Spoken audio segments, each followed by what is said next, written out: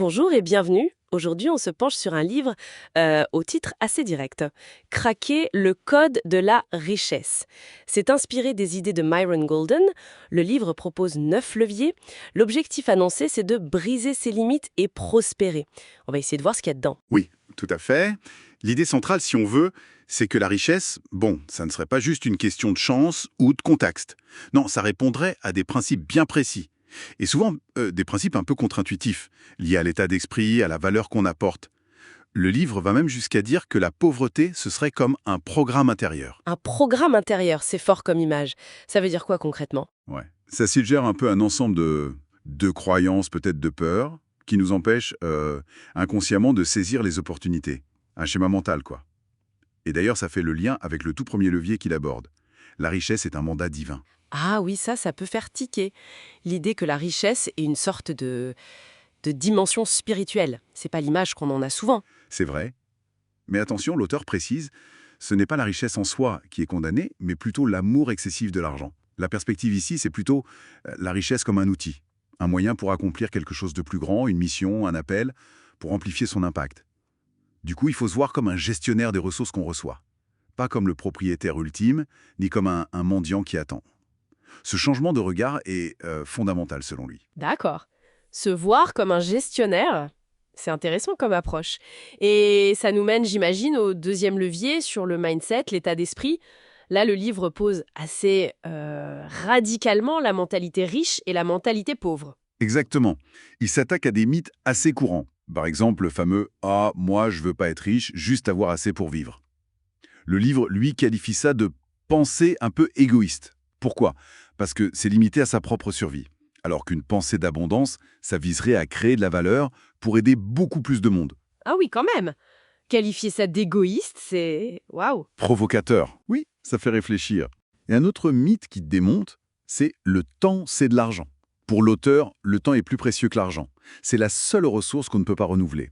Et donc les personnes qui prospèrent cherchent à le libérer, à le multiplier. Comment?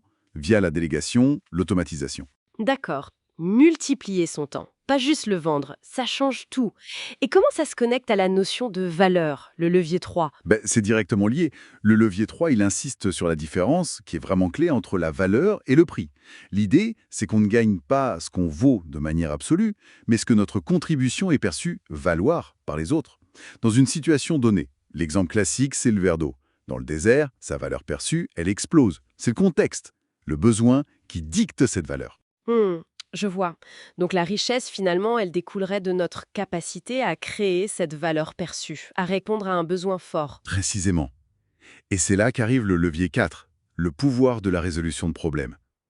L'idée est assez simple, en fait. La richesse va à ceux qui résolvent de gros problèmes pour les autres. Que ce soit des problèmes physiques, émotionnels, économiques. L'argent, dans cette optique, c'est juste un merci tangible. Un merci pour avoir amélioré la vie de quelqu'un, soulagé une douleur, répondu à un désir puissant. Et logiquement, plus le problème résolu est important ou douloureux pour les gens, plus la valeur perçue est grande. Et donc, potentiellement, le revenu aussi. D'accord. On passe d'une vision un peu passive de l'argent à une vision très active, chercher les problèmes à résoudre.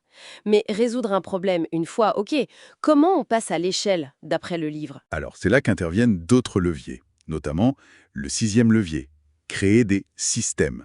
Il ne s'agit plus seulement de vendre un truc une fois, mais de construire des processus qui peuvent être automatisés ou délégués, pour que la valeur soit livrée de manière répétable, sans qu'on ait besoin d'échanger notre temps contre de l'argent à chaque fois.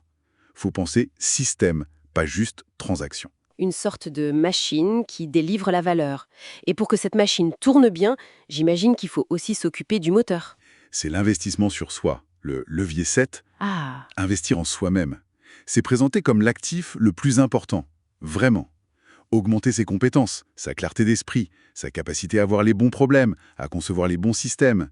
C'est essentiel, c'est le carburant. des systèmes performants, des compétences à jour. Et tout ça, ça mène à l'idée de multiplication. C'est bien ça? Tout à fait. Passer de l'addition, où on ajoute juste ses efforts, 1 plus 1 égale 2, à la multiplication, où un effort initial peut être démultiplié, 1 peut faire 10, 100.